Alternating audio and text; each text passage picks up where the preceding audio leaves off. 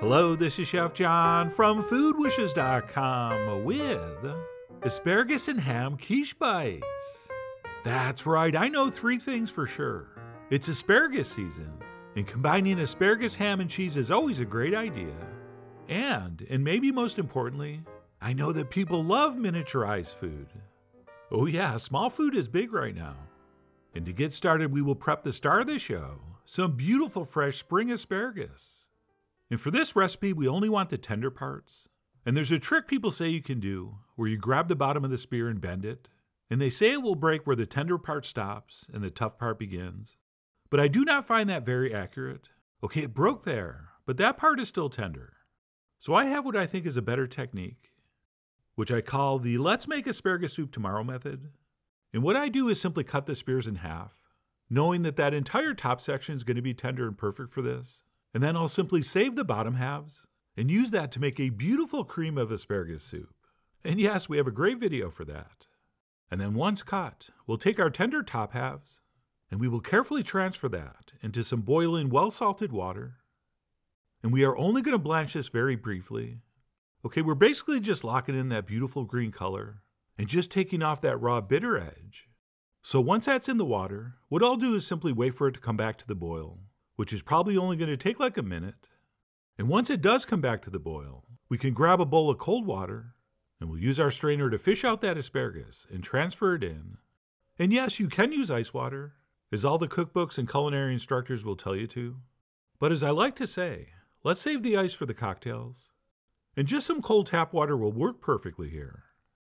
And that's it. Once our asparagus has been shocked, as we call it in the business, we will drain that well and transfer it onto a cutting board. And by the way, drain that really well. Okay, water is not one of the ingredients in this quiche bite. And what we'll do next is slice this into nice small pieces. But before we do, I like to cut off the tips and keep those separate, since I plan on using those for the top. And once those have been separated, we can slice the rest into nice small pieces, but I would not cut them any smaller than this. And I will explain why in a few moments. All right, so that's how we'll do the asparagus. And then the other thing we need to cut up is a little bit of ham. And what I'll do is take this nice thick slice and cut it into strips, somewhere between like 1/8 and 1/4 inch wide. And once that's set, we'll line some up and we will slice across into some small, but not too small rectangles. And we are not going to need a ton of ham. Okay, we're only going to use like 4 or 5 pieces per quiche bite. So this actually is a fairly frugal recipe. And then besides the asparagus and ham, we will also need to prep some mini muffin tins, which I like to place on a sheet pan. And what we'll do is take some melted butter, and we will grease each cup very generously, although that was way too much in the first one. And if that happens to you, just dip your brush into the excess and use that to butter the other ones. Oh, by the way, the pan is just not to make things easier to get in and out of the oven. It is also going to slow the heat transfer into the bottom of the muffin tins, which is going to allow the tops to get a little bit golden brown before the bottoms get overcooked. But anyway, we will butter those generously as shown, at which point we can mix up the last component, which is of course our egg mixture, which is simply 7 large eggs, to which we will add some salt, as well as some freshly ground black pepper, and of course a few shakes of cayenne. And then we'll finish up with a little bit of cream. And that's it. We'll simply take a whisk and give this a very, very thorough mixing. And if times are tough and you don't have cream, or you want this to not be quite as rich, you could, if you want, use milk instead. Okay, the recipe will come out pretty much the same, so that alternative choice is up to you. I mean, you are, after all, the John Mitzvah-witch of making this not quite as rich. But either way, once that's mixed up, I like to transfer it into some kind of pourable measuring cup, which is going to make pouring this into the cups much easier and much less messy. And speaking of cups, we can now go ahead and start filling them up, starting with like 4 or 5 pieces of the ham. In the order of placement here is going to be ham asparagus cheese, egg asparagus cheese. Oh yeah, you heard me. Ham asparagus cheese, egg asparagus cheese. And by the way, the reason we don't want to slice our asparagus and ham really small is because we need lots of cracks and crevices and nooks and crannies for our egg mixture to flow into. And if everything was finely diced, it could compress together, and our egg mixture might not properly fill the cups. Plus, when we bite in, I want to see chunks of ham and asparagus. So we really do want to pay attention to the size. And then once we have about that much ham and asparagus in the cups, We will top each one with a generous pinch of Gruyere cheese, which is beautifully buttery and rich, and a little bit tangy and very nutty, which is why I think it's a perfect pairing with the ham and asparagus. But of course, any kind of grated melty cheese will work. And if you're not into Gruyere, I think a nice cheddar would be fine.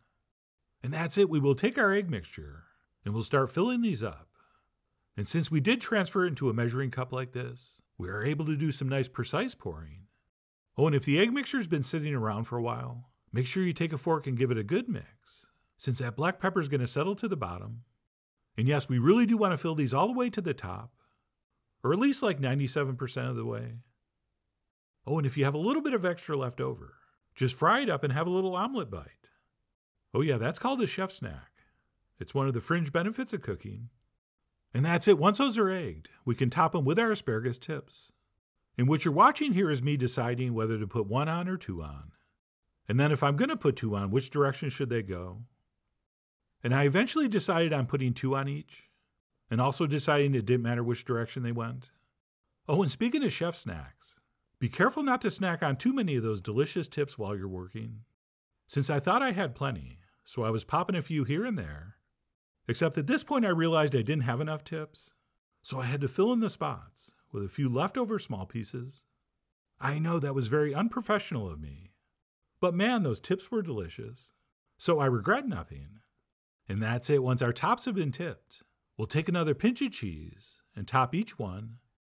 And yes, of course, if you don't have any mini muffin tins, you can do these in a regular muffin pan, which you will have to cook longer, but it will definitely work.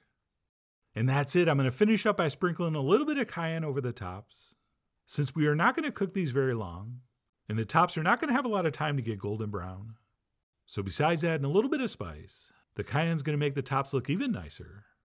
And that's it. These are now ready to transfer into the center of a 400-degree oven for about 18 to 20 minutes, or until the tops are golden brown and nicely puffed up, and they hopefully look like this. Oh yeah, those do look nice with those beautiful crown tops, but they are not going to stay like that. Okay, anytime we bake with eggs, it always puffs up, or souffle, as the culinary instructors would say. But once out of the oven, as they cool, they will sink down, and after just a few minutes, they will probably look like this, which is definitely flatter, but still very beautiful. And then I do think we want to let them cool in the pan at least 10 or 15 minutes, since I think these are best eaten just warm or at room temp. But if you're careful, and you do want to try one hot, you can go around with a knife and pop one out, which is what I did here so I could bite in to see how we did. And that, my friends, really was perfection. Okay, I think we have the perfect proportion of ham and asparagus and cheese. And while we did bake these long enough for everything to be held together, our egg mixture is still very tender and moist and luxurious, which is why we don't want to overbake these. And once those did cool down a little more, I transferred them onto this piece of marble and took some contractually obligated pictures before I resumed eating these. And I know they're called quiche bites, and they really are intended to be eaten in one bite. But I'm going to have to take partial bites, so I have enough time to continue telling you how awesome these are. And around this time of year, when asparagus is in peak season, I generally encourage people to eat it as is, or simply steamed or sautéed with a little bit of butter, maybe some lemon, so as not to cover up its amazing flavor.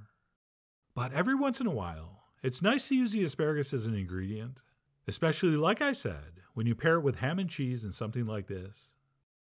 And why this is such a great option to put out at your next power brunch, besides that it looks and tastes amazing, is that these things are great at any temperature, or at hot, warm, room temp, and cold.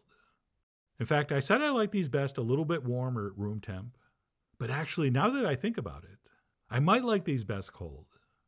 So my advice would be to make sure you make enough of them, so that way you can eat them hot, warm, room temp, and cold.